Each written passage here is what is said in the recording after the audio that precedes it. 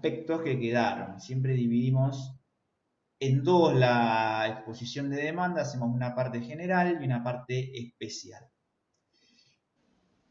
Un breve repaso. Nosotros vimos los elementos de la demanda para poder, como marco introductorio, como para poder ir desarrollando después los elementos que la componen y que la integran y que eso tenga una suerte de lógica, ¿no? Porque si no, son todos conceptos que van revoleados.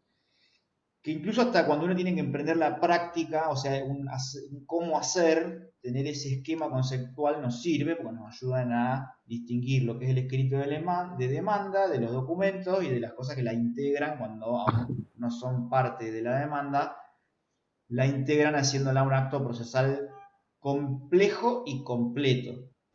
Y obviamente el más importante de todo el proceso. Entonces, ¿qué vimos? Vimos el sumario, vimos el encabezado, vimos el objeto, vimos un poco de las pretensiones que se va a completar con lo que vamos a charlar con Marcos.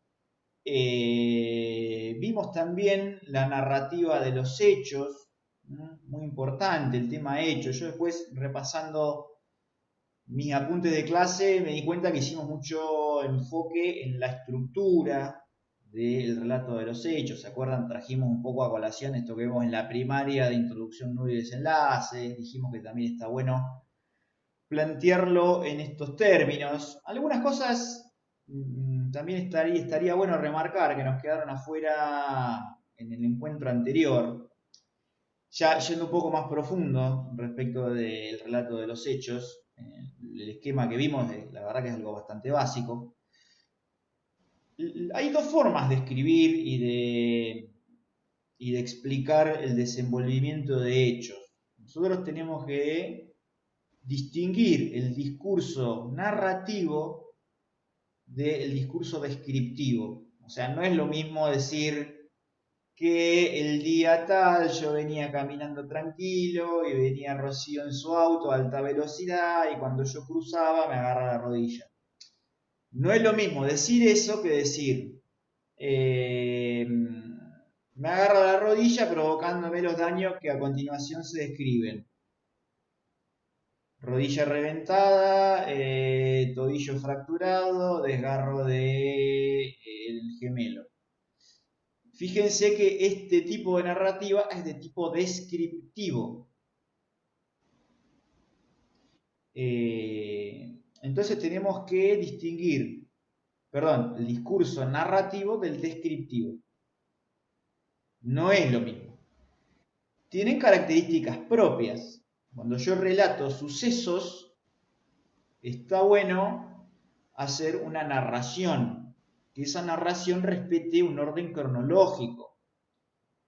Y a través de frases que sean afirmativas, no negativas. Yo sé que esto por ahí parece obvio y una pavada, pero acá las chicas me van a sonreír cuando yo diga esto. Las demandas, a veces los hechos son un chino que no se entiende nada. ¿Cómo yo voy a construir una frase en la que quiero narrar lo que pasó por la negativa? Esto lo hacen. Venía Rocío no conduciendo debidamente. No, vos tenés que decir que venía a exceso de velocidad. O sea, los giros del que usan los abogados y abogadas, la verdad que yo no sé de dónde viene, de dónde lo sacaron. O sea, la lógica que nosotros aplicaríamos a la vida, a una carta que le escribo a mi tía cuando me fui de vacaciones a Tailandia, no la aplican al proceso. O sea, es una locura total. Porque esto sale, o debiera salir natural, ¿no? Cuando uno, incluso cuando nosotros hablamos con nuestra familia, esto es lo mismo. Cuando vos narrás que fuiste a comer, bueno, hoy no fuimos a comer nunca a ningún lado, ¿no? Pero cuando vos decís, no, fuimos a comer a By Henry, estaban los chicos, después llegaron otros amigos, compartimos la mesa. Ah, ¿y qué comieron? Y pedimos hamburguesa, pedimos papa, una cerveza negra y una roja. O sea, fíjense cómo ahí hay una narración y después hay un lenguaje que es de tipo enumerativo. Yo primero narré un hecho. Fuimos a comer, vino fulano, vino mengano. Cuando me preguntan qué comimos, yo ahí lo que hice fue escribir. Bueno, estos son herramientas también para poder escribir una demanda. Cuando yo narro un hecho, tengo que intentar hacerlo de manera cronológica y con frases afirmativas. Esto que parece obvio a veces no lo es. O sea, yo tengo que empezar por el principio. Salí de mi casa, caminé por la vereda, me agarró Rochi en la esquina, me rompió toda la rodilla. No puedo decir, me agarró Rochi la rodilla en la esquina cuando venía no conduciendo conforme la diligencia debida, cuando previamente yo caminaba por la vereda, habiendo oportunamente salido de mi casa. Esto que ustedes deben decir, Avan está loco, nadie puede hablar así, esto se ve en las demandas todos los días. Entonces, No, no, pero mal. Les digo más, capaz que se ven más demandas así que formuladas correctamente. Incomprensible. No solo para no fastidiar o perturbar al que lo lee adentro del órgano, ¿no? Ellos piensan que el no se traslado va a otro entiende abogado también. qué pasó. Rochi, se te cortó muchísimo. Encima que te pisé no se escuchó nada.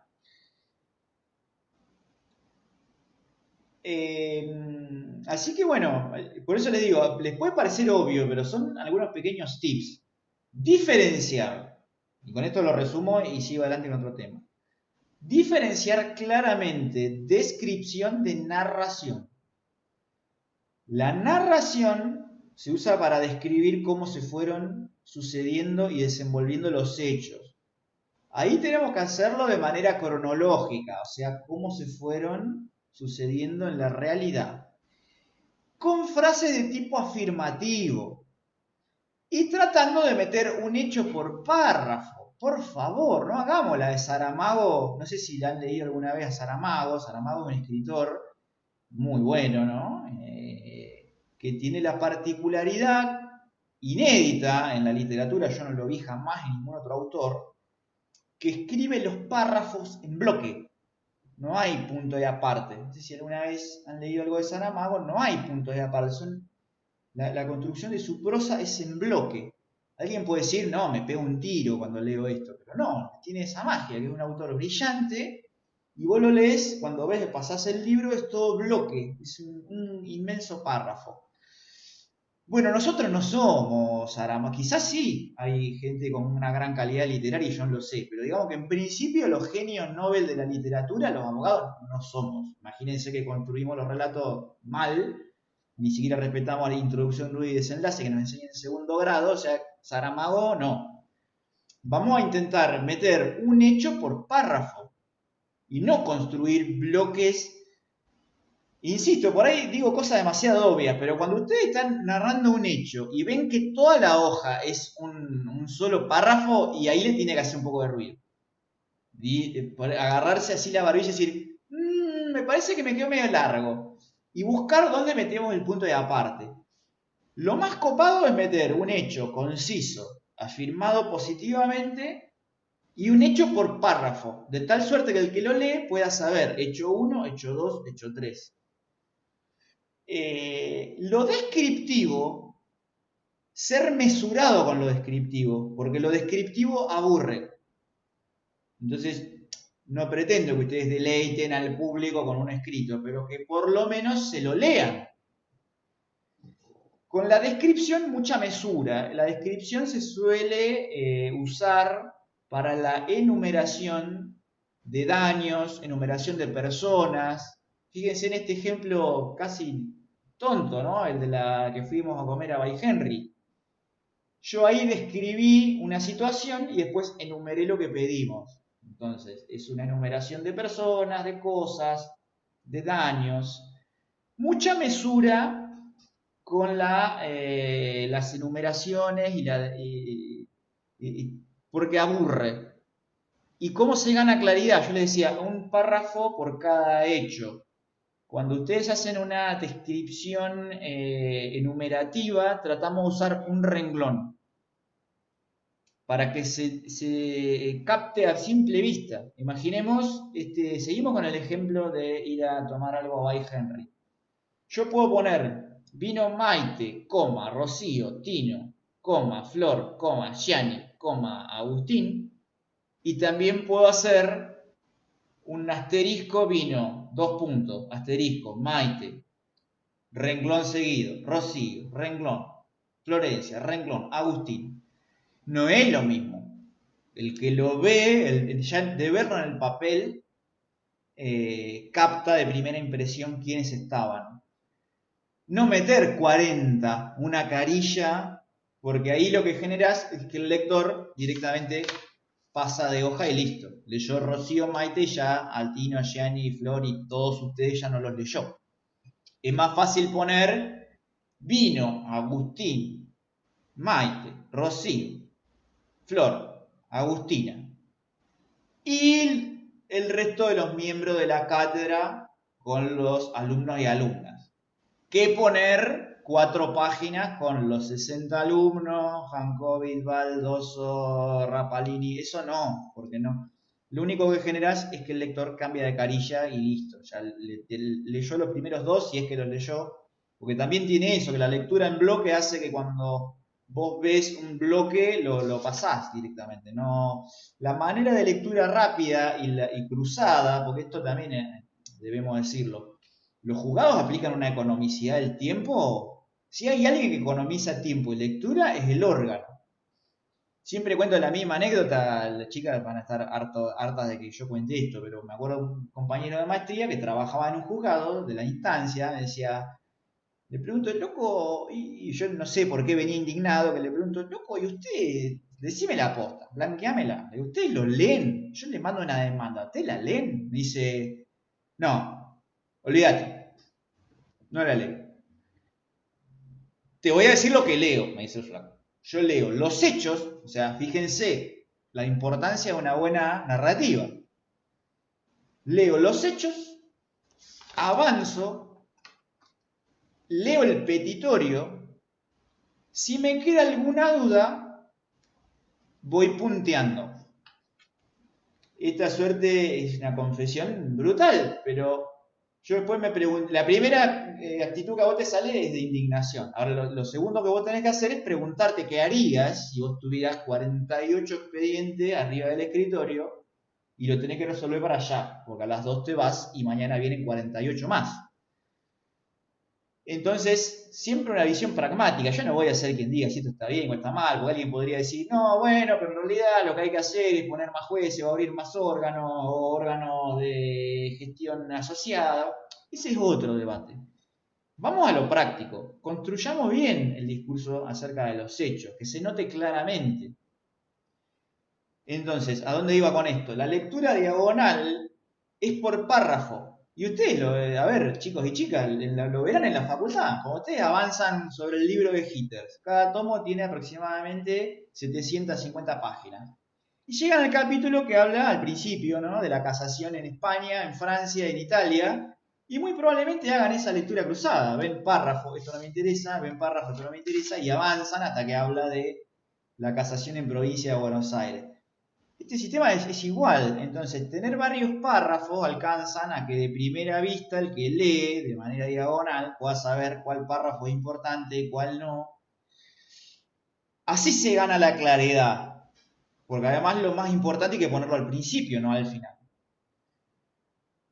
Y no abusar, y esto les pido por favor, si alguna vez me los cruzo litigando, no quiero que me llegue una contestación, una demanda de nadie, de ninguno de ustedes, con el abuso de la negrita, el subrayado, la mayúscula.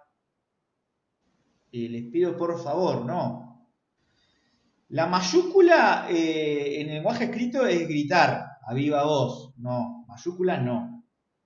Hay reglas, y esto lo pueden ver en los manuales de estilo, ya sea el de la Procuración del Tesoro o el de la Corte, que indican que algunos nombres van en mayúscula, por eso es que las demandas usualmente en el encabezado tienen los nombres en mayúscula. Pero en el cuerpo del texto no, porque usar mayúscula es gritar, y yo no le grito a nadie. Si vos gritas, usualmente es porque no tenés mucha razón. Entonces, mayúscula en el cuerpo no, prohibido. Subrayado menos, tampoco. El subrayado suele usarse para los títulos, y no en todos los títulos. Quizás en el título que encabeza la demanda, o quizás el que encabeza algún capítulo. No a todos los títulos, solo a algunos. Yo descartaría completa, de hecho no lo uso, no uso para nada el subrayado en el cuerpo de los textos. Si hay alguna frase muy, pero muy, muy importante que yo digo, mira, si hay algo que en el escrito que debe leer el receptor, es esto, por ahí le pongo negrita.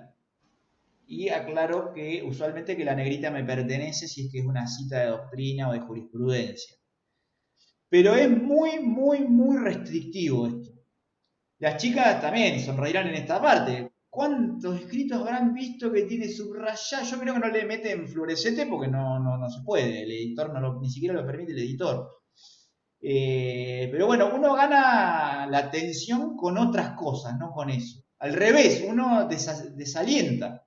Oh, ahí viene un escrito de Bambú, el que todo es mayúscula, subrayado y negrita. No te leen nada. La atención se gana de otra manera, escribiendo bien, separando en párrafos, siendo claro y conciso, no mezclando los capítulos, como decíamos el otro día. Hechos, pretensiones y fundamentos son 3 capítulos bien diferenciados, así se gana atención. Y forma parte de un todo, ¿no? Después cuando vos sos respetuoso en el tribunal, escribís bien, no estás dilatando el proceso y diciendo cualquier cosa, ganás lo inverso al ejemplo que dimos recién. Ahí viene un escrito de Rocío González, vamos a leerlo porque es una persona seria. Entonces es otra la lógica y la dinámica de cómo ganar la atención en el lector adentro del Guille, ¿se me libro. escucha ahí? Sí,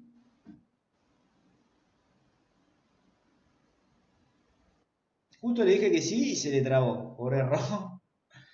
Por ahí, Rochi, si sacás el video, gana un poco mejor, un poco más de calidad el audio.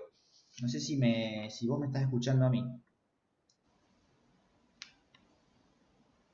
Siempre lo cuento también esto en clase.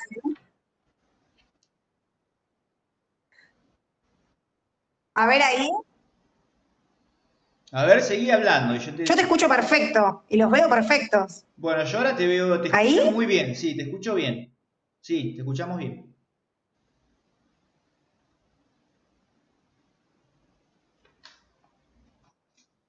Siempre cuento lo mismo, pero es exactamente lo que acabas de decir, que había un abogado que tenía varios recursos en cámara y era una expresión de agravios que presentaba de 40 a 50 páginas,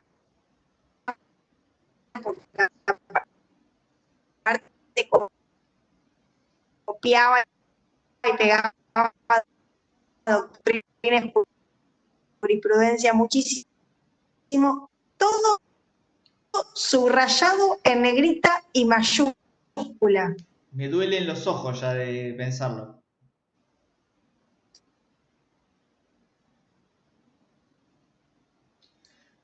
Che, Rochi, se te sigue cortando. Ahí directamente te quedaste sin audio. Vamos a... Tremendo. Incluso a mí, miren lo que me ha pasado, ¿no? Lo curioso que es. Me ha pasado de que me han llamado amigos de juzgados preguntándome, che, loco, este escrito lo mandaste vos, ¿no? Y yo no lo firmaba. Y sí, efectivamente estaba yo atrás de algunas argucias. Te leen. Lo que pasa es que vos tenés que provocar también esas ganas de que te lean. Y van a llegar hasta ese punto, que te conocen la manera de escribir. Lo van a llamar y decir, che, vos metiste este escrito, decime la verdad. Sí, fui yo, lo firmó mi socio, pero fui yo. Entonces, estas son las técnicas para ganar la atención. Y no el subrayado, la negrita, eso es de interpretación muy, muy, muy limitada. Yo les digo la verdad, uso negrita solo en alguna frase que necesito que lean, que la necesito que la lean. Y es una, y es un renglón. Porque casi que eso te llama a mirarlo. Vos decís, está todo blanco, o digamos, todo normal. Pero hay un renglón en negrita. Entonces el lector le da curiosidad y lo lee. Bien, perdón la digresión, me fui mucho con los hechos. Lo que pasa es que en el encuentro anterior no tuvimos oportunidad de decir todo esto, se nos hacía muy largo. De las pretensiones ya hablamos, de los fundamentos jurídicos también, no quedó nada por decir a ese respecto. Hoy nos proponemos hablar un poco más acerca de la etapa postulatoria de la prueba. ¿Qué ocurre en la teoría, no? En teoría, este tema se ve cuando ustedes ven los medios probatorios, corríjanme si le pifio mucho, el medio probatorio se analiza en bloque y se analizan por cada bloque todas las fases juntas. Entonces seguramente ustedes, por poner un ejemplo, cuando vean prueba documental, van a ver lo que dice el Código Civil y Comercial de los documentos, la clasificación de documentos, van a decir cuándo es el momento oportuno de ofrecerlos, va a decir su significación para el proceso y quizás hable de alguna de la oportunidad de introducirlo más adelante, cómo, cuándo, bajo qué parámetros. Acá nosotros vamos siempre a proponer una mirada distinta, que es desde el prisma del ejercicio profesional. Entonces, desde el prisma del ejercicio profesional, yo lo que tengo es el problema de escribir la demanda.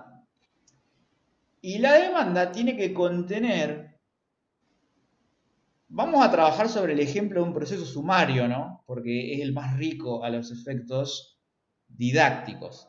Más vale que si es ordinaria, acá yo solo acompañaría documentos, ¿no? Y en la prueba, lo único que haría, en el capítulo prueba, lo único que haría es un catálogo de documentos. Se integraría con la prueba documental, nada más. El ofrecimiento de la prueba distinta a la documental en un proceso ordinario es más adelante. Pero bueno, trabajemos sobre el paradigma de una demanda sumaria, que es la más rica a los efectos didácticos. En la demanda confluye todo, chicos y chicas, todo lo que vieron en civil, porque ahora cuando vean el material, yo el PowerPoint estaba medio viejo, lo bajé y ahora vamos a subir luego uno actualizado. Acá confluye todo lo que veíamos con Arca, con Pagnucci, los que somos un poco más antiguos, o los que cursaron otra cátedra. Acá está la relación de causalidad, la extensión del daño, los factores de atribución de la responsabilidad civil. Todo eso que parecía súper abstracto se plasma en el escrito de demanda. Entonces yo como litigante me tengo que preguntar, bueno, bien, estos son los hechos. Yo lo que pretendía ya lo enumeré y di mis fundamentos. Ahora, ¿qué tengo que probar? Y fíjense cómo también hay un puente directo entre teoría, práctica y nociones básicas de derecho civil. Ustedes dirán, pero Van, vine acá a replicar un montón de cosas de teoría. Bueno, no. Porque acá yo tengo que unirlo con normas del código. No hay mejor práctica que leer el código, chicas y chicas, se los anticipo. El código me dice qué es lo que yo tengo que probar. Me lo dice el civil y me lo dice el procesal. En el civil yo voy a encontrar, ¿qué debo probar como litigante? Primero, obviamente, el daño, su existencia y su alcance. Para eso yo voy a tener cierto medio de prueba. Obviamente voy a tener que probar los hechos, o sea, el daño es un hecho en sí mismo, pero lo que pasó también lo voy a tener que probar. Eso yo lo voy a encontrar en el código procesal, que me va a decir, cuando habla de carga de la prueba, va a decir que cada uno, por favor, en un examen final u oral, nunca digan que la carga de la prueba es el que alega prueba. Esta es otra cosa que yo no sé de dónde salió, no lo sé. No sé si es de un apunte espurio escrito en 1890 y de ahí se replicó para siempre, de manera infinita. No sé de dónde salió eso. Porque en derecho civil y comercial la carga de la prueba no es esa. Y está en el código, eso es lo más gracioso, que es un artículo del código.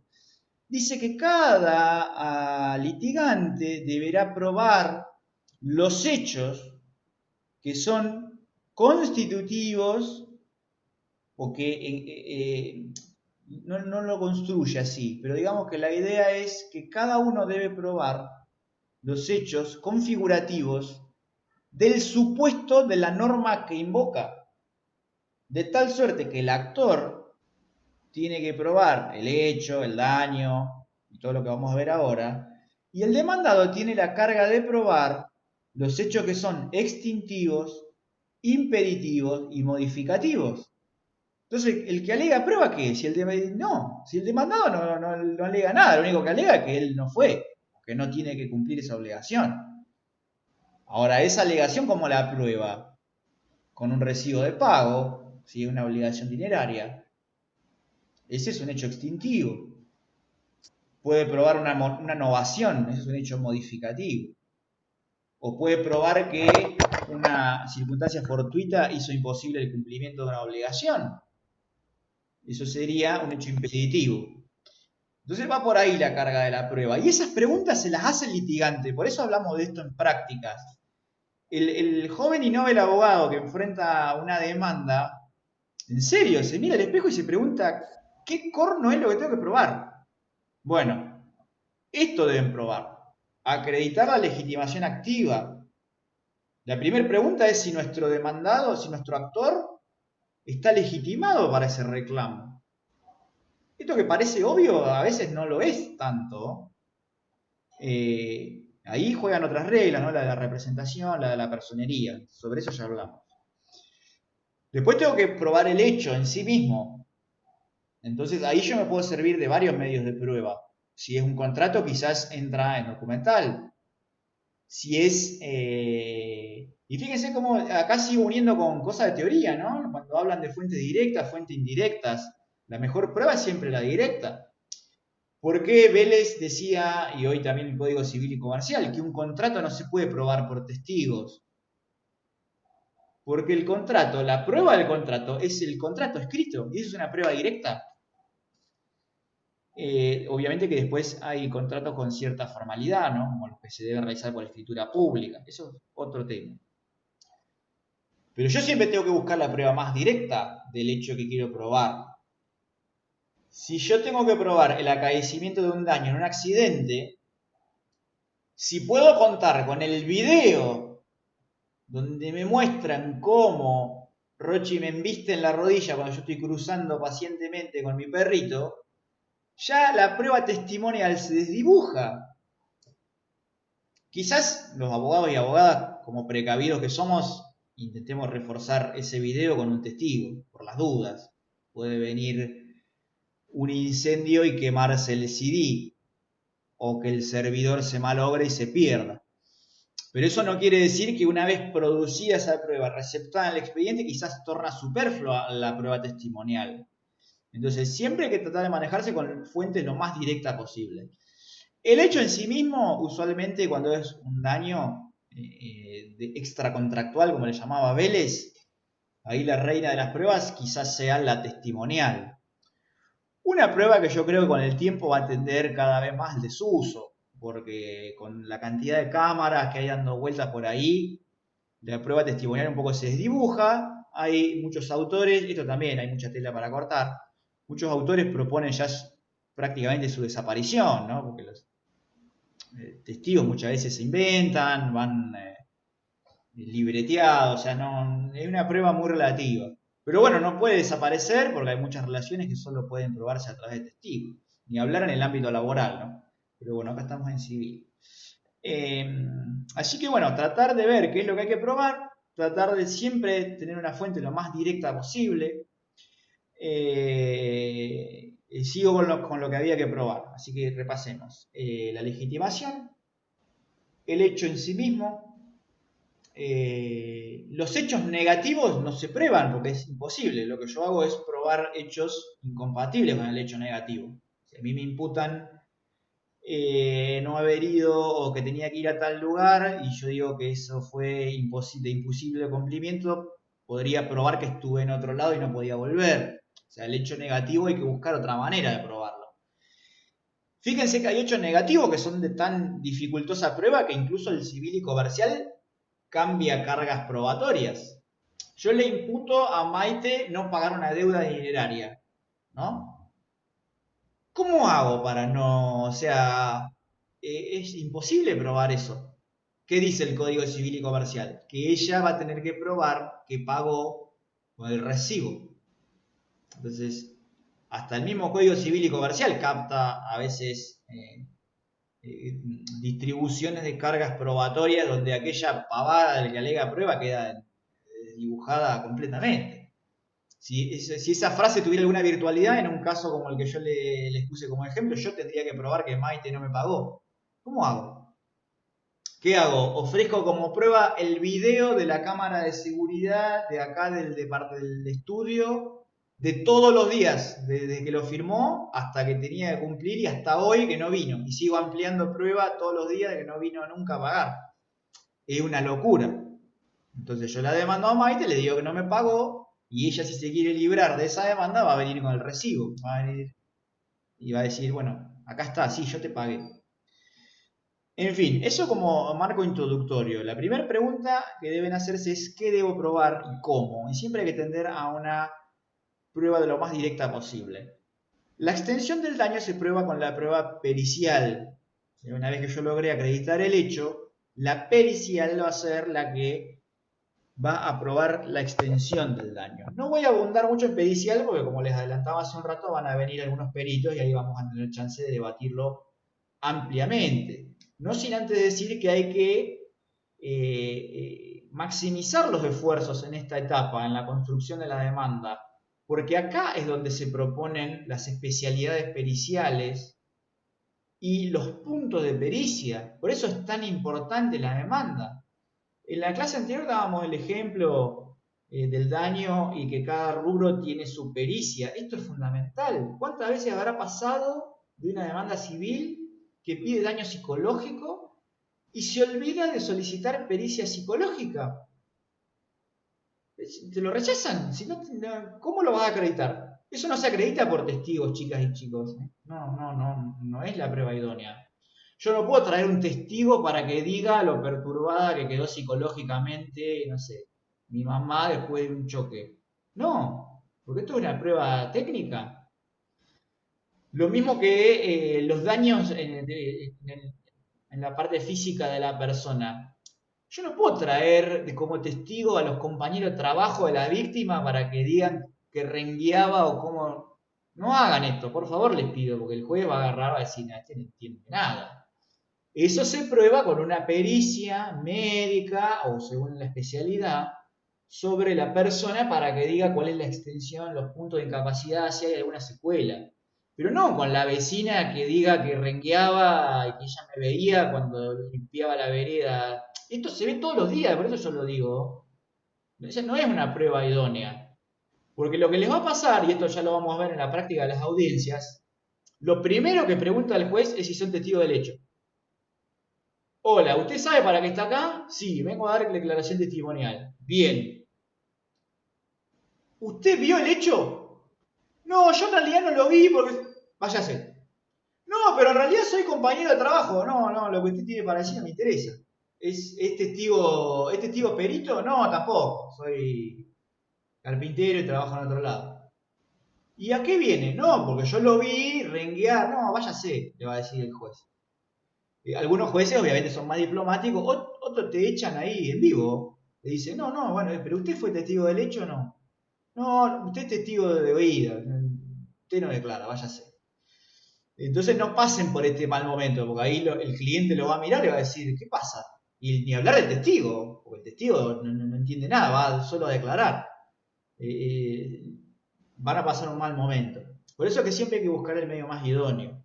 Y para acreditar el daño y su extensión es la prueba pericial. Nunca olvidemos que cada rubro de daños va con una pericia. Si yo digo, sufrí daños en la rodilla, bueno, pericia traumatológica, puede ser cirujano, si es que hubo alguna operación, eso lo tienen que analizar en el caso concreto. Yo en algún lugar del material les dejé las especialidades periciales, porque esa es otra. Esto, chicos y chicas, la demanda es una cosa seria, es un trabajo de ingeniería jurídica. No es, bueno, además de pericia médica. No, hay 45 especialidades de pericia médica. No sé cuántas hay. Yo se los dejé en el material para que ustedes logren percibir de primera mano la cantidad de especialidades que hay. Entonces no es, bueno, sí, pericia ingenieril. Hay 25 especialidades de pericia ingenieril. Ingeniero naval, eléctrico, mecánico. Esto hay que pensarlo a la hora de escribir la demanda, no es cualquier cosa. O sea, el trabajo que hace un cirujano cuando opera y el que hacemos nosotros cuando escribimos una demanda es lo mismo, nada más que en otro ámbito de las ciencias. Entonces no es, bueno, sí, pericia médica. No, hay 50 especialidades médicas. Esto se piensa en la demanda. Y el punto de pericia se hace asesorado por un profesional de la especialidad. Esta es otra cosa que hacemos los abogados que está completamente mal. Intentar hacer los puntos de pericia nosotros. Esto termina mal necesariamente, porque imagínense que el perito cuando agarra los puntos de pericia se mata de risa. O sea, imagínense a ustedes, ¿no? Que les tocara ser perito jurídico, ¿no? Que les toca hacer un dictamen jurídico de una cosa, ¿no? Y las preguntas son de este tenor, ¿no? Para que la perito jurídica Agustina Fernández Alberti diga si Agustín Yalea fue él. ¿Fue él de qué? O si tiene la culpa. Tiene la culpa. Yo no sé si es un hecho de responsabilidad objetiva o si se aplica la... Entonces no es así, no es. Para que el perito diga si tenía prioridad de paso. Eso lo tenés que saber vos. ¿Quién trabaja con la ley de tránsito? ¿El perito o el abogado? Entonces no le pregunten quién tenía prioridad de paso. Pregúntenle si el impacto y del ángulo de choque se puede determinar por el hundimiento de la chapa la velocidad que venía el embistente. Esa es una pregunta para un ingeniero mecánico. Pero no si tenía prioridad de paso, porque eso lo tenés que saber vos. Está en la ley de tránsito. El peligro no es quedar mal con el perito. Profe, sí, María. profe, ¿el perito nos puede ayudar también con el vocabulario específico cuando yo estoy redactando la demanda, por ejemplo? En algunos términos. El perito no puede ayudar en nada. El perito, de últimas, alguien que vos contrates de la especialidad. Claro, sí, a eso me refiero. Eso sí. Pero eso no es un perito, no existe ni el perito de parte ni el consultor técnico en provincia. No existen. Bien. El perito de parte es una figura penal y el consultor técnico está en el Código Procesal Civil y Comercial de la Nación. Acá lo que hacemos abogados y abogadas es asesorarnos con un profesional de la especialidad para la confección de punto de pericia. Nada más, ni figura en ningún lado. Profe, el perito no te ayuda, no te va a ayudar en nada. El perito lo que hace es responder, es un colaborador del juez, un auxiliar de la justicia, y debe limitarse a responder punto de pericia. Por eso que está muy mal, porque fíjense que los abogados y abogadas, que somos muy avesados y nos creemos que sabemos todo, intentamos compensar esa ignorancia con un último punto que dice algo así como para que el perito diga todo dato de interés para la causa. No hagan esto, porque esta es una ventana enorme del tamaño de la casa para que el perito empiece. Y vos no sabés si eso te beneficia o te hunde. O sea, vos estás con ese punto de pericia para que el perito le aporte todo dato de interés. Vos no sabés si él te está dando una mano o te está dando un salvavidas de plomo. Entonces, y si vos estás en el Titanic, vas a creer que te dé una mano, ¿no? Que jugártela, a ver si me da una mano o un salvavidas de chapa. Por eso es que esta construcción es a conciencia y obviamente es un trabajo profesional, porque para eso se defiende la gente sola y listo. El rol que tenemos nosotros es modular esto, poder brindar una asistencia técnica de calidad. Eso requiere asesorarse con un profesional que te va a decir la especialidad correcta. No hay nada más feo que un perito que contesta atento a que esta no es mi especialidad y esto debiera contestarlo un perito, no sé, naval, no puedo responder ninguno de los puntos de pericia. Eso es dramático, porque perdés la prueba. No, esto es civil, no es. Bueno, como el doctor Abán se equivocó y pensó que en vez de una pericia mecánica era una naval, y bueno, que traiga, la hacemos de vuelta. No, porque el que le tiene que dar en la tecla sos vos, no el juez, ni el perito. Yo sé que en la práctica a veces esto se modula, porque a veces uno pide cierta especialidad y no hay. Pero una cosa es pedir la especialidad correcta, que ese perito no exista, tener que buscar otro más parecido, que necesitar un ingeniero naval y pedir un mecánico, porque el mecánico te va a decir, pero yo te puedo explicar cómo choca un auto, no una nave, una buque contra otro en un abordaje, qué sé yo. Entonces, acá es donde no podemos errar. Este es un trabajo que se hace con asistencia profesional.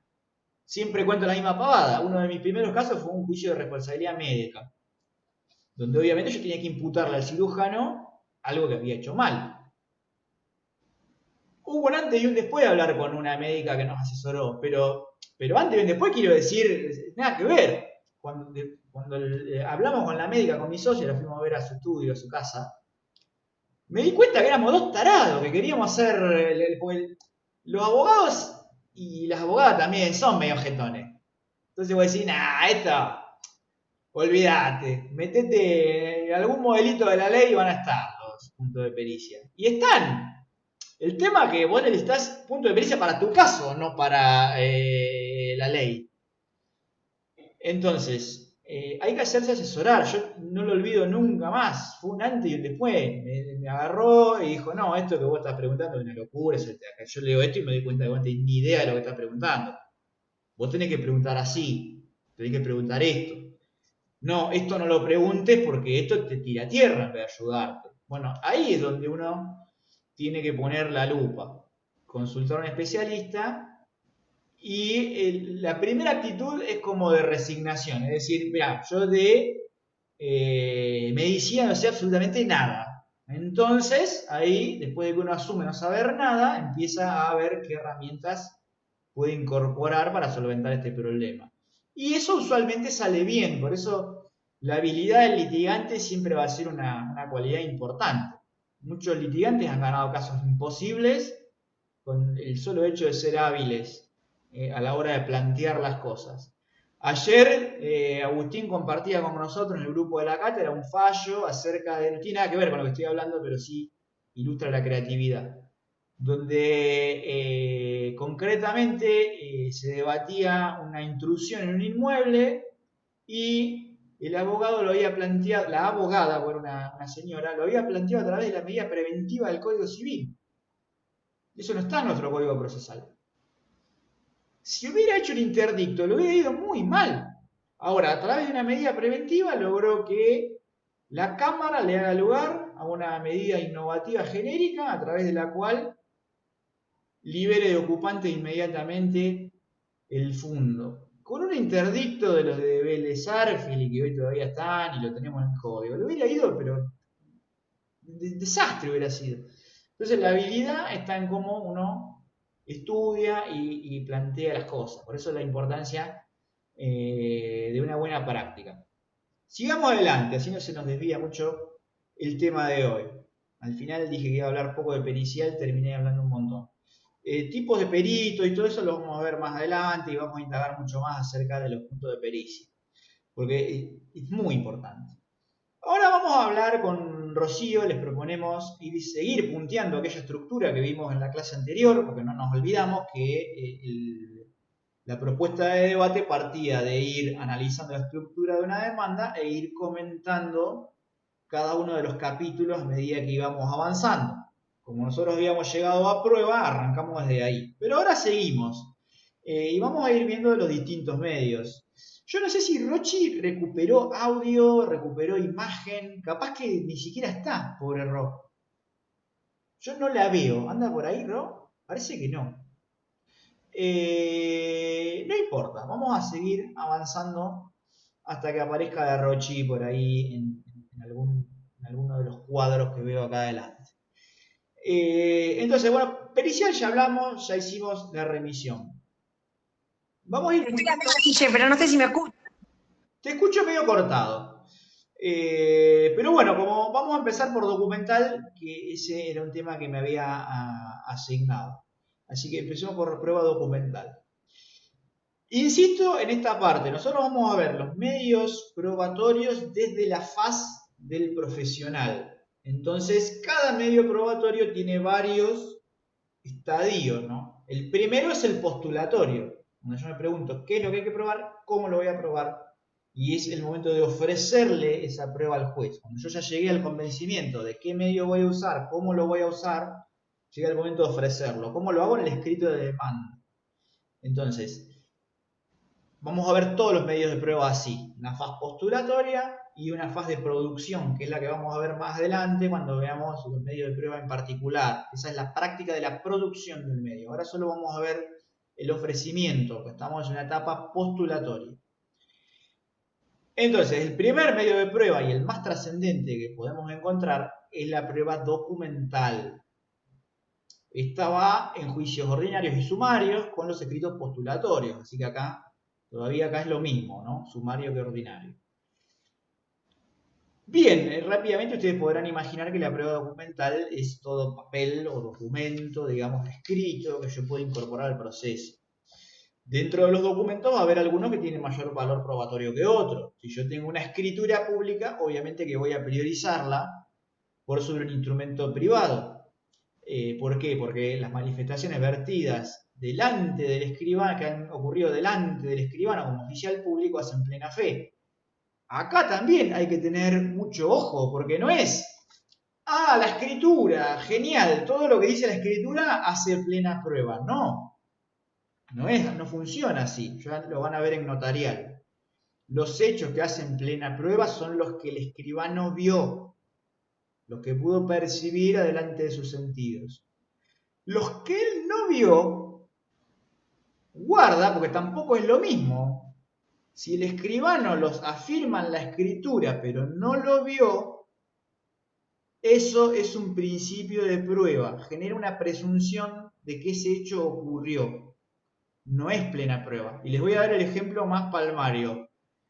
La tradición en las escrituras de compra-venta es un hecho que el escribano no ve, pero que usualmente afirma. Entonces va a decir que Maite Bentancur, delante mío, le da $50.000 a Giannina Zagaglia por la propiedad de acá a la vuelta, de la cual afirman haber tomado posesión el día de ayer.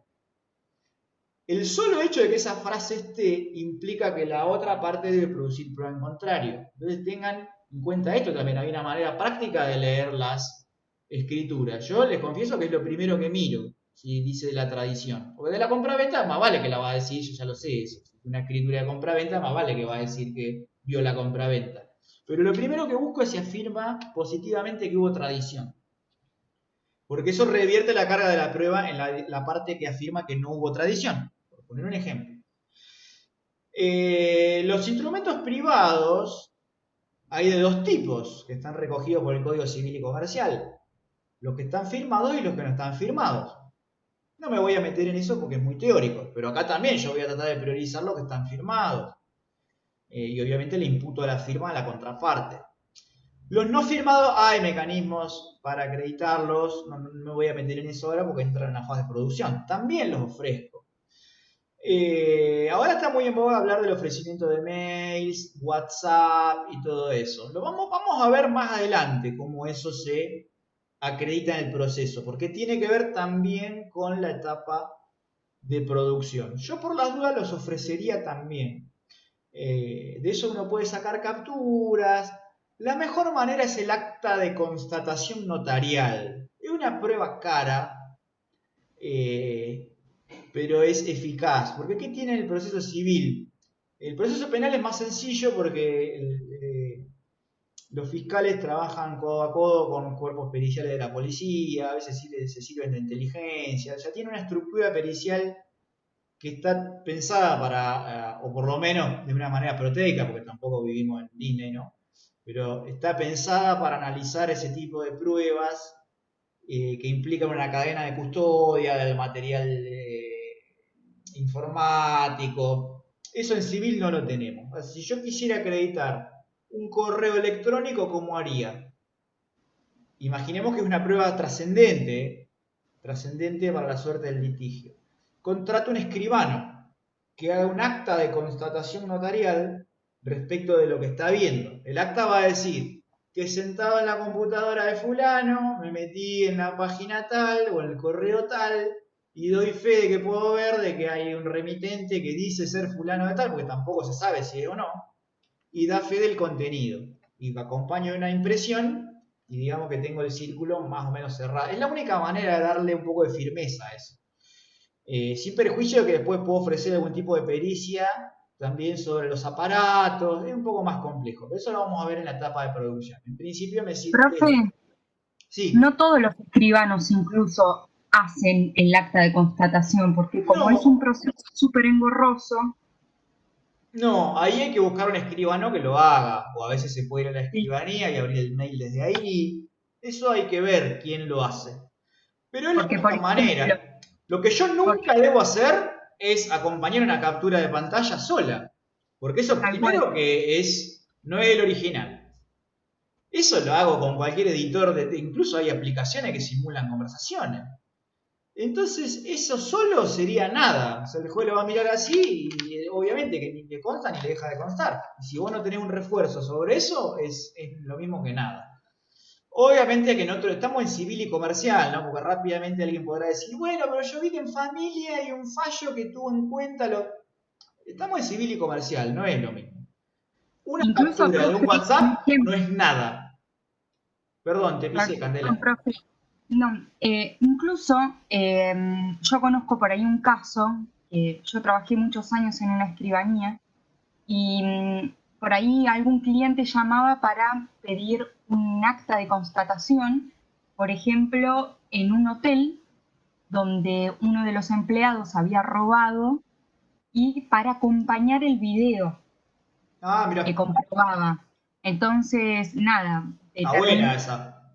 está Porque si buena es porque tu no solo el video, video, o sea, claro, hay un principio general que vos no te podés beneficiar de las propias cosas que vos afirmás. El video es una prueba documental. Acuérdense que la documental es de carácter residual, no es solo de papel.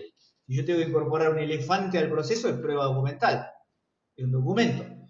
Entonces, ese claro. video es un documento que en definitiva pretende exonerar de algún tipo de culpabilidad o atribuírsela a otro, y yo no puedo beneficiarme de manifestaciones propias mías. Sería como escribir un documento donde digo que soy lindo, bueno y hermoso y tratar de incorporarlo al proceso, o sea, es ridículo. Entonces está Otro bueno esto del ejemplo, acta de constatación sobre el video, porque por claro. lo menos lo tiñe de un poco de objetividad al acompañamiento de ese documento. Sí, te escucho, Candela. Otro ejemplo que también es bueno de otro cliente es de un jardín maternal en el cual necesitaban acompañar con el acta de constatación cuando, no sé, la maestra jardinera llegaba tarde, o sea, todas esas pruebas, aglomerarlas y hacer el acta. Por Mirá eso qué lleva un bueno. ¿Y trabajo lo hizo la bastante escribana o engorroso. escribano? Sí, por ejemplo, la del video del Ujú. hotel no lo hizo, Mirá. se negó. Pero la del jardín maternal, incluso yo la acompañé, pude presenciar cómo se hacían en el acta que ellos tienen. Eh, es bastante engorroso, lo vuelvo a repetir, ¿Y tenés algún, pero están buenos los ejemplos? ¿Tenés alguno más para contar, Candela? ¿O eso eh, nomás? en el del jardín maternal es el que yo presencié. Ujú. Como yo atendía al público, por ahí los asesoraba un poco. Con el tema del video sé que era Claro. bastante complicado. Esos son los dos casos Pero qué raro, de porque esa actos. parece la más fácil, porque era ir al local, ver dónde está el CPU, grabarlo delante del escribano e irse. Me parece más jodida Sí, el trabajo que tener que ir todos los días a ver si llega tarde. sí, sí, la verdad que sí. Le habrá cobrado Pero más bueno, caro. sí, sí. Puede tener que ver con que el escribano no sabe si está editado el video. Bueno, pero eso después lo valora el juez también. Sí, sí, sí. Por eso yo les decía, lo primero que les dije es que no hay una cadena de custodia de esa prueba en civil. A ver, se podría lograr, ¿no? Yo se me ocurre que podría pedir una diligencia preliminar de secuestro de... Esto se ha hecho varias veces, ¿eh? Solicitar como medida, como diligencia preliminar, secuestro de CPUs, secuestro de servidores físicos de videos. Es complicado, o sea, se puede hacer, pero en principio es complicado. Sobre todo por la cadena de custodia de la prueba, ¿no? Por esto que vos decís. Lo que pasa es que el perito se da cuenta si hay alteraciones. Es lo mismo que la foto. La foto photoshopeada tiene poco camino, sirve para un meme. Pero en un proceso, cualquier perito que mire la foto se da cuenta sobre el documento mismo, la adulteración. Pero lo vamos a ver más en la etapa de producción. Aprovecho lo que dice Candela para hablar del acta de constatación en general, que es un tema muy interesante. En el encuentro anterior, o en el otro, hablábamos de diligencias preliminares. Una era la constatación, otra el mandamiento de constatación, otro era la prueba anticipada pericial. Bueno, el escribano viene a hacer un mix entre estos dos diligencias preliminares. Porque fíjense este ejemplo que les voy a dar. Hablábamos de la pericia anticipada en los casos de desperfectos en autos, en vehículos, etc. Ahora, otra herramienta podría ser cuando hay daños en los vehículos, es hacer la constatación notarial del daño, se sacan fotos, esto sí lo he visto y alguna vez lo hemos hecho. Viene el escribano, hace un acta, se sacan fotos de los daños y el escribano constata que esos daños están en el vehículo a esa fecha y certifica las fotos. Entonces yo después acompaño eso en el proceso, esto se lo vamos a preguntar al ingeniero, que seguro va a querer hablar de esto, de cómo se sacan las fotos y de qué manera. Y se acompaña eso al proceso. Y yo puedo seguir mi vida normal, arreglar el auto y no me ahorro la diligencia preliminar y todo eso. Y después la pericia se hace sobre la foto que ya viene certificada. Porque si yo acompaño fotos simples, después la pregunta es, pero esta foto capaz que se la sacó otro auto que estaba chocado, era el vecino. O un auto parecido. No se ve la patente. Bueno, el perito nos va a explicar cómo se hace esto de las fotos. Entonces, ese también es una manera de usarlo. O por ejemplo, en los juicios de usucapión, a veces se contrata un escribano para que venga a hacer un acta de constatación sobre el estado del lugar, sobre quién lo ocupa. O sea, son herramientas. Y esto es prueba documental. Por eso, tengamos una visión amplia. Documental no es solamente agarrar, bueno, tengo 3 facturas, 2 cartas de documento y nada más. Hay que trabajar, porque el horizonte de la prueba documental se expande hacia límites insospechados, máximo con la tecnología que vivimos hoy. Yo podría intentar acreditar algo que alguien diga acá en un proceso, y se me ocurren 1000 preguntas. ¿Es pública la clase? ¿Es confidencial lo que yo digo, lo que otros dicen? ¿Puedo usarlo sin su consentimiento? ¿Se aplican las reglas sobre cartas? ¿No se aplican? ¿Se aplican al WhatsApp? Hoy son verdaderas redes sociales los servicios de mensajería. No es lo mismo el WhatsApp de hace 10 años que el de hoy. Nacía como un mensajero casi igual al SMS. Y hoy es una red social prácticamente.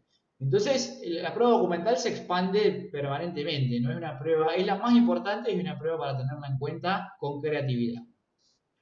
Rochi, ¿andás por ahí? ¿Se te escucha? ¿Se cortó?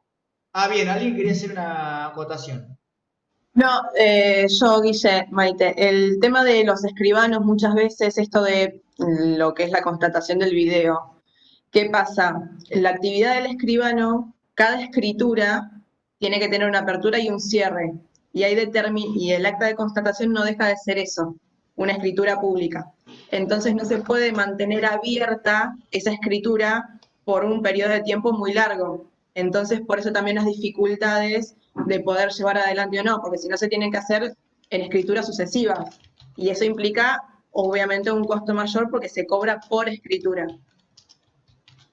Claro. Esa es una de por ahí las desventajas que puede llegar a tener el tema de hacer una constatación de determinados videos. Distinto es si es un video específico, claro, concreto, uno solo, y otra cosa es la continuidad como para poder acreditar la llegada en forma Por eso diaria. me llamaba la atención que el escribano o escribana no haya hecho el del ir a buscar el CD y verlo, y haya hecho el del trabajo ese que debe haber ido varias veces, varias actas.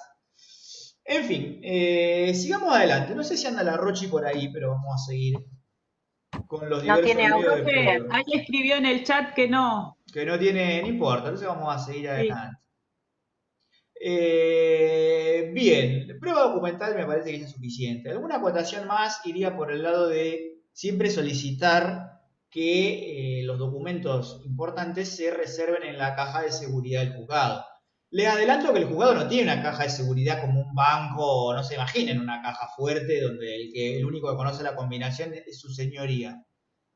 La caja de seguridad del juzgado en realidad es un estante que hay del lado de adentro, donde hay varios números, donde se colocan sobres con los documentos.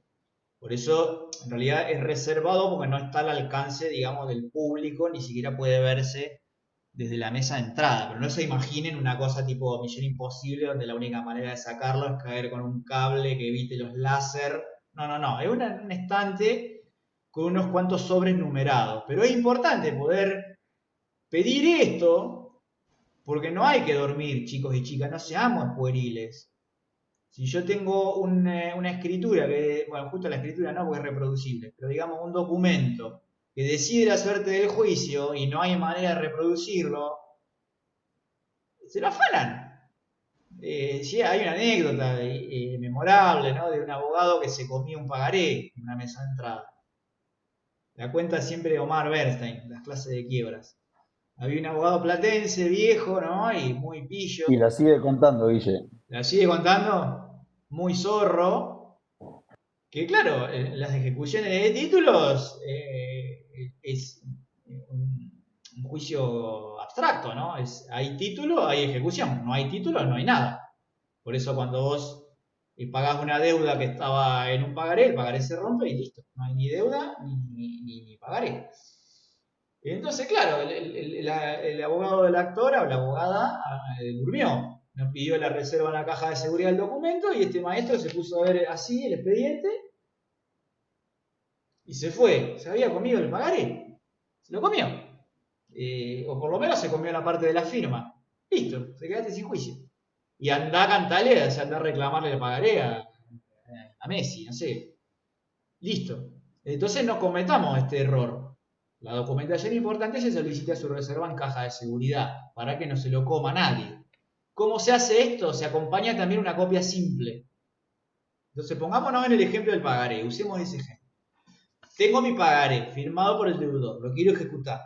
Entonces yo le pido al juez que lo reserve en la caja de seguridad del juzgado. Acompaño una copia simple para que el secretario la certifique. Entonces acompaño esta copia simple, solicito que el juez disponga que el secretario certifique su autenticidad y reserve el original en caja de seguridad del juzgado. Entonces, en el expediente de papel, ustedes seguramente ya litiguen con un expediente 100% online. Quizás esto solo quede una anécdota, pero digamos que hasta marzo esto era así. Los documentos de papel se acompañaban, obraban en el expediente semielectrónico. Así evitamos que no esté expuesto al público el expediente y no pueda desaparecer mágicamente o no tan mágicamente. O sea, esta es la manera de hacerlo y que quede bien, porque a lo mejor uno se esmera en prueba documental y después viene otro y se la arranca y se la lleva. Profe, sí.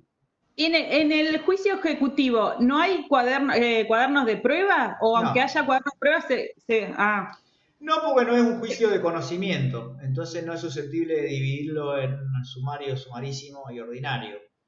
Es un juicio por eso queda dentro del expediente la prueba.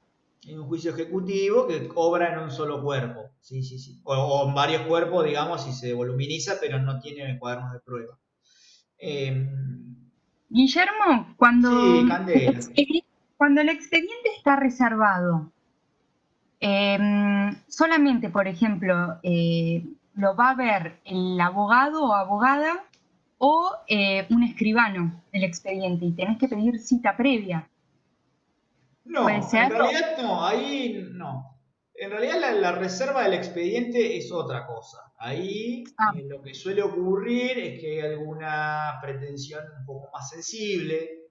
Por eso es que en familia el expediente es reservado por defecto. Yo no estoy muy de acuerdo con esa regla absoluta. Está bien que lo dice el Código Civil y Comercial, pero en el fuero de familia no todo es lo mismo. No es lo mismo una liquidación de sociedad conyugal que un juicio de adopción o un divorcio. Acá lo que te des por defecto. Fíjense que una ejecución de honorario es reservada. Está loco el que... No sé quién inventó eso, pero bueno. Tengo que habilitar la MEP para ver una ejecución de honorario. O sea, es un abogado contra una parte, usualmente la otra parte. No sé ni cómo es. Bueno, pero digámoslo, resumámoslo. En familia es reservado todo por defecto. Pero tiene que ver con las pretensiones. Si vos querés ver un expediente estando reservado, debe ser parte o bien uno de los letrados de las partes. Un escribano tampoco podría haber un expediente reservado en principio, salvo que sea un escribano designado por la parte. No tendría nada que ver su carácter de escribano. Insisto, de esto se hace en aplicación a ultranza, ciertos fueros, ¿no? Como el familia y el penal, que están reservados por defecto y no se pueden ver ni siquiera por la MEP. Hay que ir y pedirlo expresamente y a veces con autorización de la parte. Yo no estoy muy de acuerdo con esto porque una cosa es el público en general y ahí sí la regla me parece que debe guardar operatividad plena. No puede ser que vos vayas por la calle y digas, bueno, a ver cómo va el juicio del polaco contra... Porque son cuestiones reservadas. Más vale que no van a ir a ver mi juicio contra mi vieja, ¿eh? Obviamente, no le interesa a nadie. Pero para prevenir situaciones donde hay gente un poco más interesante que otra y no se ventilen estas cuestiones, está justificado que no haya un acceso irrestricto a los expedientes, porque si no me voy a ver el juicio de Tinelli, el polaco, de mi vecina, para ver si le puedo tirar onda, a ver si se separó con el marido. Entonces, está bien que sea reservado. Ahora, esa regla no puede comprender a los profesionales. Nosotros somos profesionales. No estamos jodiendo a ver de curioso. Entonces, si yo pido ver un expediente es porque tengo un interés profesional, no es de chusma. A veces está medio trabado ese acceso. Pero bueno, digamos que se solventa, eso no hay problema. Pero es una situación diferente, la reserva de la documental que la reserva del expediente. Cuando el expediente está reservado, solo lo pueden ver los letrados y las partes. Y en realidad no es que no lo pueda consultar, es que no está en el casillero. Entonces vos tenés que pedir verlo y ahí te van a invitar a pasar, seguramente te asignen un escritorio adentro y vos lo podés ver ahí en presencia también del personal del juzgado, porque no es que te dicen, bueno, acá lo tenés y se van a comer una pizza enfrente, no. Está personal del juzgado, tampoco con la mirada, digamos, en la nuca, pero vos tenés gente trabajando alrededor tuyo que es la que de alguna manera custodia el expediente.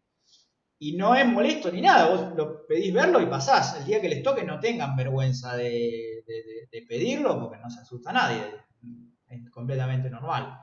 Muchas veces se reservan las cautelares también, porque si no cualquier cautelado podría ir, bueno, a ver cómo va esto y ve la cautelar antes de que vos la trabes. Entonces a veces las cautelares tampoco se publican. Pero es distinto al supuesto de la reserva de la documental. Hasta ahí con lo que tiene que ver con prueba de documentos. Después empiezan a jugar los otros medios probatorios. Como por ejemplo la prueba de informativa, la prueba de informes. Ahí lo primero que debemos preguntarnos es qué tipo de información queremos agregar o ingresar en el proceso. Obviamente que vamos a intentar ingresar la que nos convenga a nosotros, porque para eso está la otra. Para, digamos, ingresar prueba en general está la otra parte que se va a querer defender. Entonces, el dato que nosotros necesitamos obra en digamos, en un archivo o en alguna base de datos a las cuales no podemos acceder con oficio de ley 5177, solicitamos al juez que libre oficios de informe, sin perjuicio de que después la carga de confeccionar estos informes viene en la fase, digamos, de producción. Acá sí tenemos que decir que el momento oportuno de ofrecer la prueba informativa es esta, chicos y chicas, no se olviden nunca. En la etapa postulatoria, con la demanda y con la contestación, las partes ofrecen la prueba de informes. Y ahí lo primero que hay que preguntarse es qué dato es el que yo necesito. Y ahí vamos a saber a cuáles entidades vamos a oficiar. Solamente es el de su ofrecimiento y consignar el dato que quiero que ingrese. No es el momento de hacer los oficios, eso es más adelante, porque todavía tengo que ver si el juez me la provee o no. La prueba tiene fase de ofrecimiento, proveimiento y producción. Podría haber una más que es la de su cuestionamiento, pero lo vamos a ver más adelante. Entonces, acá yo tengo que ofrecer la prueba de informe que yo necesito y el dato. Entonces, que se oficie al Ministerio de Seguridad de la provincia de Buenos Aires para que informe si, no sé, tenía dispuesto personal de seguridad tal día, tal hora, en tal circunstancia. Entonces se consigna la fuente y el dato. No es la fuente sola sin el dato, es la fuente y el dato, porque después el provimiento va a decir: atento a lo peticionado en el punto tal del escrito postulatorio, líbrense los oficios del Ministerio de Seguridad para que informe si tal cosa. Porque eso es lo que yo después voy a copiar en el oficio. ¿Se acuerdan lo que explicó Agustín allá hace unas cuantas clases? Bueno, acá lo vamos a empezar a ver mucho más puntualmente. Entonces no hago el oficio ahora, no. Acá ofrezco la prueba informativa y le exhibo al juez cuál es el dato. También puedo Guille, te hago una solicitar... consulta. Sí, Leandro. En el caso de un proceso ordinario y yo no ofrezco la prueba informativa en la etapa postulatoria, ¿la puedo ofrecer después con el ofrecimiento de la restante prueba? Sí, Eso, o debes sea, hacer eso. la oportunidad ideal es la postulatoria, pero después se puede pedir de nuevo. Vos debés hacer eso, no es que se puede.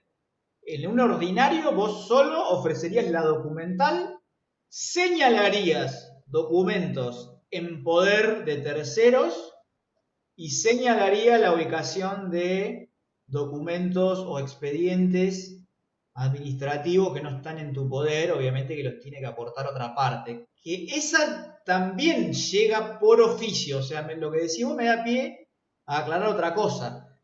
Cuando yo solicito la remisión de un expediente por oficio, no es prueba informativa, porque yo no estoy pidiendo que me informe algo.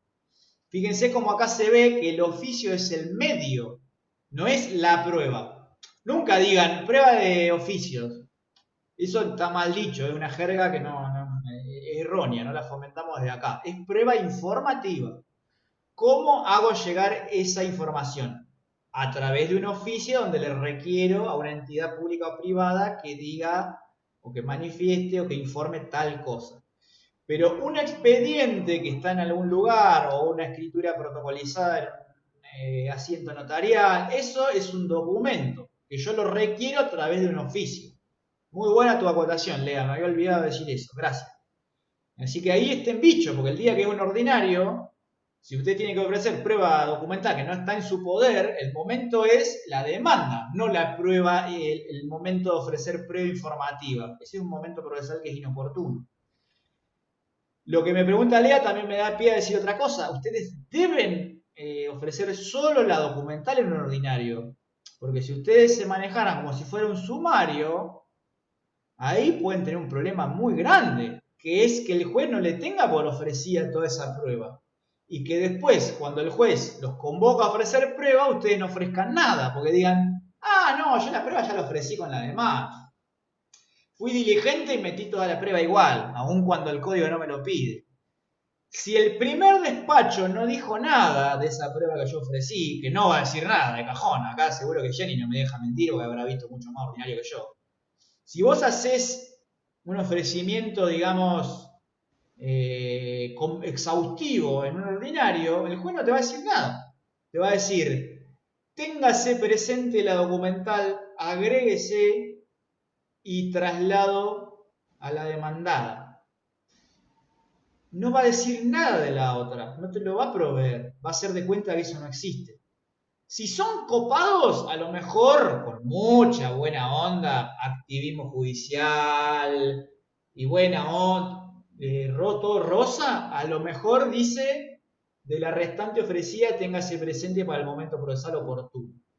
Pero yo creo que lo normal sería que no diga nada. No sé, Gianni, vos que tenés mucha más experiencia viendo juicios ordinarios que yo, que te soy sincero, he visto 3 o 4 nada más. ¿Qué te parece o qué hacen en tu juzgado? Sí, en general sucede eso, cuando no es pertinente, no es el momento, no se provee nada. Bien, y si después la parte se queda tranquila y no ofrece la prueba al momento procesal oportuno, ¿qué tratamiento le da a tu juzgado? No recuerdo haber visto alguno en que pasara eso. No tengo ahora presente alguno que yo haya visto, por lo menos. Bien, a mí tampoco nunca me pasó. Con Fali vimos dos fallos en donde se acepta. Ah, ¿se la aceptaron? Bueno, Sí, bien. hay dos pasajes que lo aceptan. Mirá, bueno, bien. Acá hay argumentos para los dos lados, ¿eh? Uno podría decir, sí, bueno, la flexibilidad de las formas y, perdón, la instrumentalidad de la forma y considerando que no es que no lo ofreció, pero lo hizo en otro momento, te la pueden tener por presente. Ahora, con el código procesal en la mano, yo ofrecí prueba en un momento que no era, lo cual, como bien dice Gianni, el juez hace cuenta como que ni la ve, y después, cuando era el momento procesal oportuno, no ofrecí nada. Al horno. Mal. O sea, fíjense cómo la negligencia en la confección del escrito inicial después se va, digamos, proyectando sus consecuencias disvaliosas sobre el resto del proceso. Por eso hay que tratar de ser lo más prolijo posible, porque después es una bola de nieve imparable. O sea, fíjense yo, el día que Rafa hablaba de sumario y ordinario, estaba en Instagram. Y cuando Amán habló de esta diferencia, justo ese día no fui. Y claro, el día después estás con la matrícula en la mano, el día que te llega un ordinario no te das ni cuenta, y uno después ofrece toda la prueba en un momento que no es, y cuando la... Entonces vamos a tratar de manejarnos siempre prolijo. Lo primero que hay que ver es qué tipo de proceso. Y guarda, porque hay procesos que son ordinarios, porque lo dice el código, no porque sean ordinarios conforme la cuantía. Eso guarda, porque la reivindicación es ordinaria.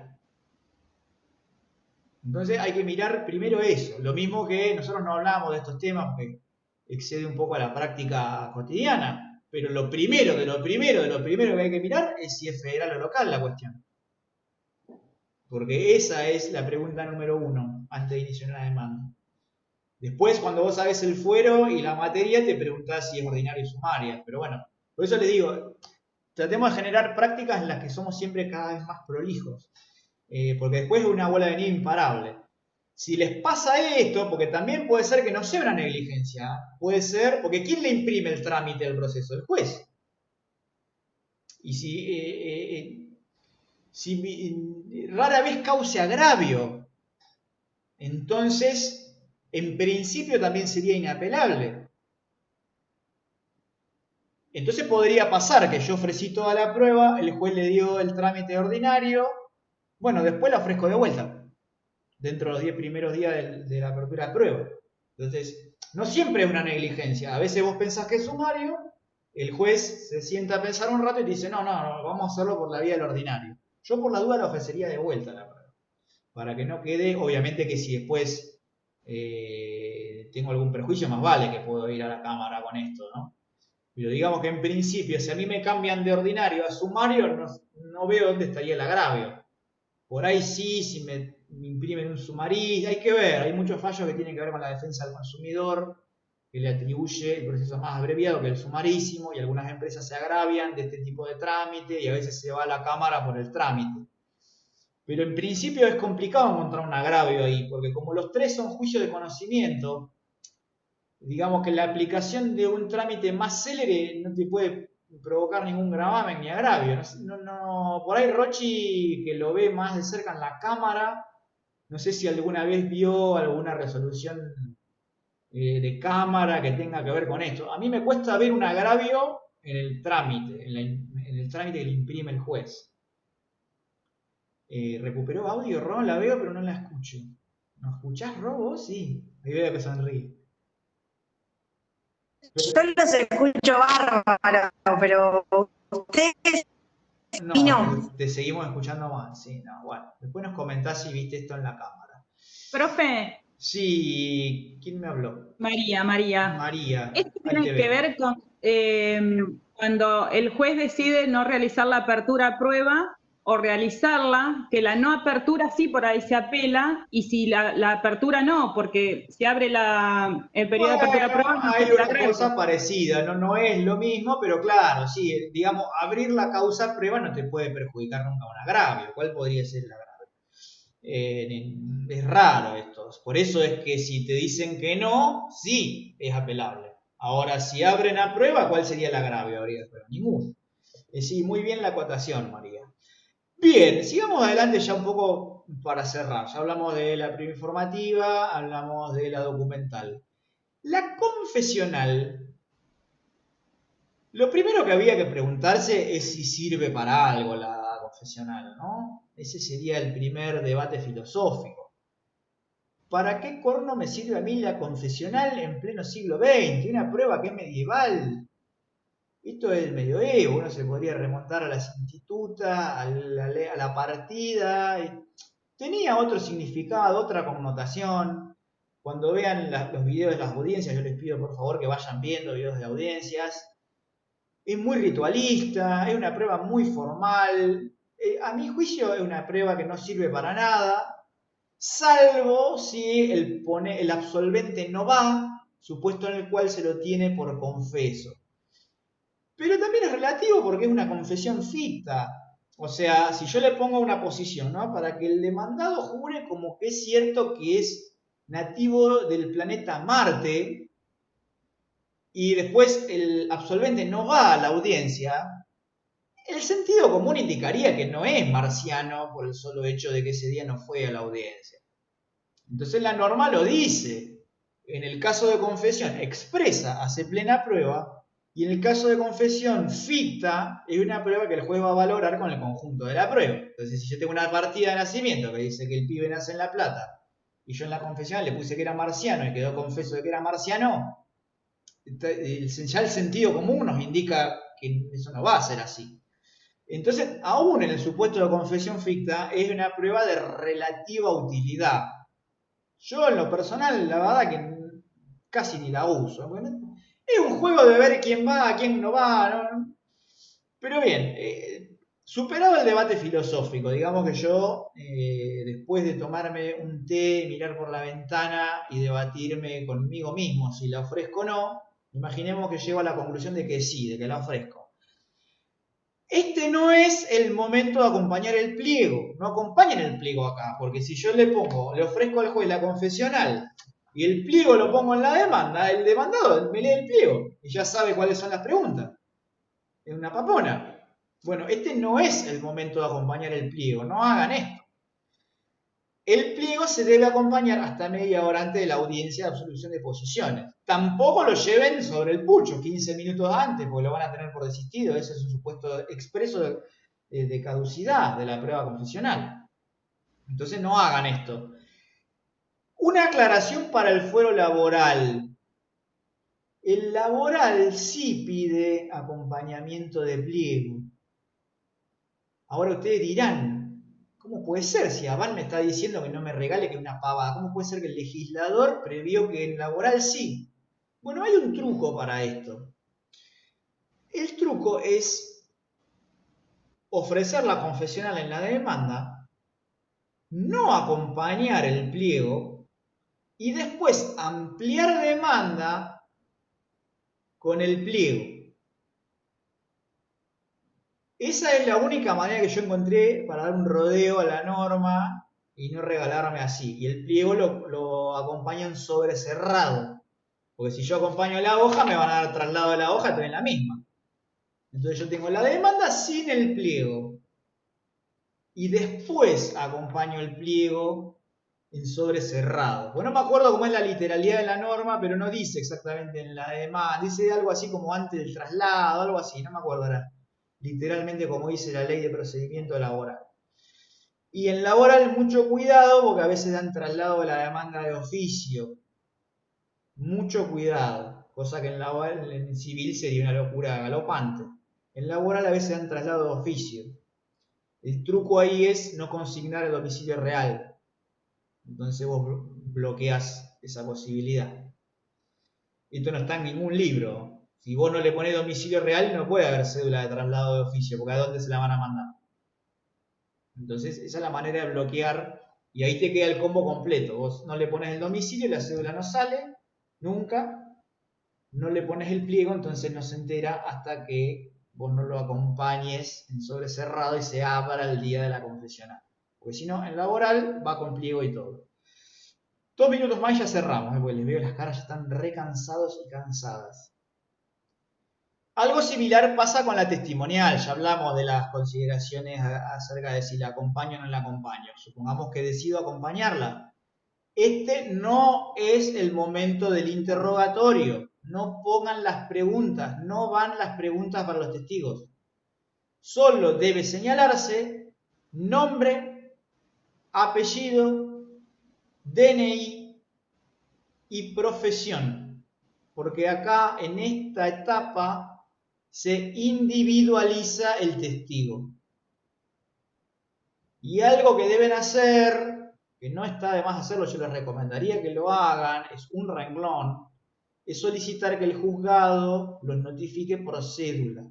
Si nosotros no hacemos esto, van a asumir, pues lo dice el código, no es una práctica judicial, Si yo no pido esto, van a asumir, hay una presunción legal de que el litigante asume la carga de traer al testigo al proceso. Entonces yo pido que lo notifique por cédula al juzgado, aun cuando yo después lo lleve yo, incluso hasta en mi auto, no importa. Pero eso me da pie a que si llegado el caso de que después se quieran bajar o que los testigos también, los juicios duran tanto que a veces después no quieren venir. Entonces yo le mando cédula a través del juzgado. Si no quiere venir, Por eso, pido la fuerza pública. Guillermo, por eso se eligen varios testigos, ¿no? Creo que Bien, en el sumario hasta 5, en el ordinario hasta 12. Pero digamos, nunca se cierren la puerta de entrada, porque les digo, me ha pasado de decir, no, bueno, pero a este fulano lo llevamos nosotros, no importa. Y después empiezan, che, seguro que me necesitás, la verdad que estoy complicado. Entonces, ¿y un laboral dura? ni hablar. Entonces lo mejor es no cerrarse esta puerta de entrada, pedir que el juzgado lo cite mediante cédula. Entonces a vos te queda el changüí de mandarle cédula, de pedir que lo traigan por la fuerza pública. Obviamente que no es el mejor escenario, ¿no? Porque si tengo un testigo que me tiene que favorecer y lo hago traer de los pelos con la policía, imagínense lo que va a hablar de mí, ¿no? Maravilla. ¿Y pero bueno, qué datos eran? Eran nombre, apellido, profesión. Nombre, apellido, profesión, eventualmente el domicilio, porque si yo pido que lo citen por cédula, tengo que poner el domicilio. Pero bueno, de eso se podría denunciar más adelante, no hay problema. Pero el código nos pide hasta la profesión. La profesión es porque lo pide el código, no porque se me ocurra a mí. Con eso estaría bien, sin preguntas ni nada, ni siquiera tengo que decir de qué va a hablar el testigo. Por eso es que yo hace un rato les comentaba que el juez le pregunta si vio el hecho o no. No hace falta que digan de qué va a hablar, basta con citarlo. Por eso que después lo primero que le pregunta el juez es si es testigo del hecho o un testigo de oídas. Por eso hace eso, porque si yo se lo dijera al principio, el juez ya lo sabe. Yo nada más digo quiénes son los que voy a ofrecer. Bien, entonces mucho más para agregar no hay, es solo eso. Después la etapa de producción vamos a ver cómo se hacen las preguntas, qué le pregunto, cómo, cuándo, qué son las repreguntas. Insisto, eso lo vamos a ver en la etapa de producción de la prueba. Ahora solo me basta con explicarles lo que va en la demanda, es solo eso. Bien, hasta aquí con los contenidos de hoy. El resto lo vamos a ver en el encuentro que viene. Nos queda ver todo el kit acerca de los planteos de la cuestión federal. Eso es importante. Y una vez más, Gianni y Agus y Mai no me van a dejar mentir, pero se cansarán de ver demandas que dicen reserva de caso federal. No hagan esto, por favor, les pido, porque esto... Yo cuando veo una demanda que dice reserva de caso federal, yo ya sé que el otro no entiende nada ni de causa federal, no sabe lo que es, primero, el derecho federal. O sea, volvemos a constitucional, me acuerdo de Quiroga Lavie y de Ciulo, y se me cae el lagrimón. No sabe nada de lo que es el derecho federal, el artículo 27, no lo leyó, de la Constitución Nacional. No sabe de derecho federal, derecho local. No sabe lo que es una cuestión federal en el marco de un recurso extraordinario federal. No sabe que la cuestión federal no se reserva. No sabe un montón de cosas. Entonces, imagínense, si yo me imagino eso, la gente que está trabajando para el órgano piensa lo mismo. Entonces, la reserva del caso federal no existe. Lo que sí existe es un planteo oportuno de una cuestión de índole federal. Eso surge cuando hay derecho federal en juego, o bien durante el proceso cuando hay un agravio, alguna garantía o un derecho contemplado en la Constitución Nacional. Les anticipo que en un juicio de daños o en un incumplimiento contractual no hay muchas cuestiones federales dando vuelta. Entonces vamos a ver si eso va o no va o cómo se plantea. Pero lo vamos a hacer en la clase que viene. Vamos a hablar también de las autorizaciones y de su contenido. Vamos a hablar del cierre y de quién firma los escritos. Y en el segundo segmento, o en el primero, no sé, depende de cómo venga la dinámica, vamos a hacer la entrevista con la perito psicóloga. Chicas, chicos, ¿querían agregar algo más, hacer alguna consulta? Maite, te hago la pregunta yo, porque no tuvimos oportunidad mucho de hablar. Sí. ¿La perito es del cuerpo técnico auxiliar del juzgado o es una conocida tuya? Sí. No, es parte del cuerpo técnico del juzgado de familia número 6, que es donde trabajo yo. Perfecto, entonces nos va a hablar. Perito psicóloga, especialista en infante. Muy bien, ese segmento Psicóloga infantil. lo vas a conducir vos sin perjuicio de que vamos a hacer preguntas. Yo me voy a anotar algunas preguntas para hacer y les pido, por favor, lean durante la semana, porque necesito que le hagamos preguntas. A ver, y con esto ya cierro y les prometo que no digo más nada, porque soy muy hablador. Cuando voy a una audiencia, si me dejan hablar, no me tienen que... digo esto y no digo más nada. Vamos a aprovechar los recursos. Insisto, esto es la primera vez que se va a hacer, la primera vez que yo lo veo en la historia de que estoy en Procesal. Nunca nadie trajo un perito. Entonces vamos a aprovecharlo. Conseguimos algunos peritos para traer. Vamos siempre decimos, ¿no?, que la educación en general y la superior en particular es un ida y vuelta, no va mal. La expositiva, la clase magistral, donde uno calentaba el asiento, pero eso que es una carga sobre el docente, primordialmente sobre el docente, que tiene que estudiar todos los días, también es una carga para ustedes, chicos y chicas, de estar leído, de poder hacer preguntas, de estar a la altura del que va a venir a exponer. O sea, no lo digo por mí, que soy un pelagato, pero vamos a traer a una perito idónea que trabaja en el fuero de familias. Imagínense, civil es Epcot Center y familia es la línea de fuego de, no sé si vieron La búsqueda del socorro de Ryan, la escena del desembarco en Normandía cuando baja la barcaza de la tapa. Eso es familia, chicos y chicas. O sea que la perito psicóloga que nos va a hablar, no la conozco, pero yo estoy seguro que le pinta la cara a cualquier psicólogo de Harvard, de Boston, de Massachusetts. No existe. Vamos a tener... A ver, lo que tiene el cuerpo técnico del juzgado donde trabajo yo es que vienen de muchos años de trayectoria, porque vienen de haber trabajado en asesoría pericial, haciendo, o sea, las pericias a nivel genérico. Claro. Y después fueron designados en lo que fueron en su momento los tribunales de familia, y hoy en día cada uno en un juzgado. Entonces vienen con, no solo en todo lo que es materia civil, sino también después una especialidad particular en familia. Claro.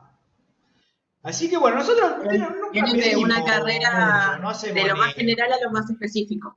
No tomamos ni orales, hacemos, no jodemos mucho, me parece, pero sí para el próximo sábado y el que viene les pedimos por favor que lean el material sobre el pericial para poder estar a la altura del debate y poder hacer preguntas, y que no quedemos, digamos, solo nosotros interpelando a la perito psicóloga que viene el sábado y al ingeniero que viene el otro. Así que bueno, chicos y chicas, les mando un abrazo grande, muchas gracias también a ustedes, chicas, por estar, Maite, Gianni, la Rochi que no la veo, a Agus, al Tino, a mi amigo Alain que lo veo ahí también presente. Así que bueno, un abrazo grande, un saludo y nos estamos viendo el sábado que viene. Después les comento qué día hacemos lo de Marcos. Un abrazo grande, nos vemos. Cualquier consulta ya saben que nos escriben Muy buen fin. a través de la cátedra virtual. Acuérdense de las tutorías, chicos y chicas, usen las tutorías. Hace meses que no me llega ningún mensaje en ese marco. Un fin de... Abrazo grande, nos vemos. Muy buena clase, gracias. Bye bye. Adiós.